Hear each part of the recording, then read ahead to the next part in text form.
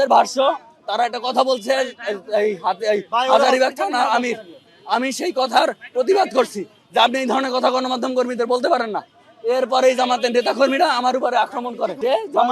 হাজারীবাগ থানা আমির সে বলছে যে আপনারা না নিলে চলে যান, আমাদের নেওয়া লাগবে না, আপনারা মন চাইলে থাকেন, না মন চাইলে চলে যান। আমি এই কথার প্রতিবাদ করছি বিধায় তারা আমার উপরে আক্রমণ করলো। কেন আক্রমণ করছে? অথচ জামায়াতের আমির তো বলে স্বাধীন গণমাধ্যম। স্বাধীন গণমাধ্যমের নমুনা যদি এই হয়, আমি স্বাধীন গণমাধ্যম বলতে জামায়াতের আমির যদি এটাকে বুঝায় যে একজন গণমাধ্যম কর্মীকে পিটিয়ে রক্তাক্ত করবে, আমি এটা নিন্দা জানিয়ে রাখলাম। যেই কথাগুলো বলা হচ্ছিল যে আপনারা দ্রুত শেষ করে ফেলেন, এবং ওনারা একজন দায়িত্বশীল কথা বলার পরে ওই দায়িত্বশীল নিজেই বলে আপনারা এখান থেকে চলে যান, আর দরকার নাই।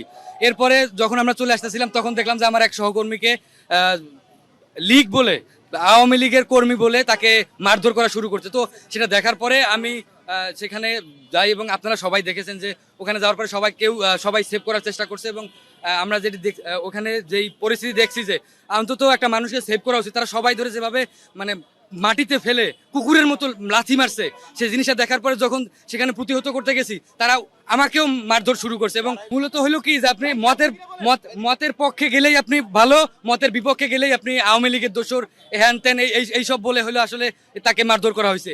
সে জামায়াতের একজন জামায়াত বিটের সাংবাদিক, এটা তো অন্তত যে দায়িত্বশীল ছিল তার অন্তত জানার কথা ছিল। সাধারণ কর্মীরা যদি না জানে, তিনি জানার পরেও তার নেতৃত্বে কেন এই ধরনের গণমাধ্যম কর্মীদের উপর হামলা হলো, এইটা আসলে সবচেয়ে বড় প্রশ্ন। মিছিলটা যখন এখানে এসে শেষ হওয়ার পরে একজন বক্তব্য দেওয়া শুরু করে। বক্তব্য দেওয়া যখন প্রথমে উনি 3-4 মিনিট নেওয়ার পরে উনি ডাইরেক্ট বলতেছে যে আপনারা যারা নেবেন না তারা চলে যান। তখন ওই ছেলেটা প্রতিবাদ করে আমার পাশে থেকে যে আমরা কি আপনাদের কর্মী নাকি? আমরা তো আপনাদের কর্মী না, আপনারা আমাদের মিডিয়াকে বলতে পারেন না। তখনই এসে ওর উপরে মব শুরু করে।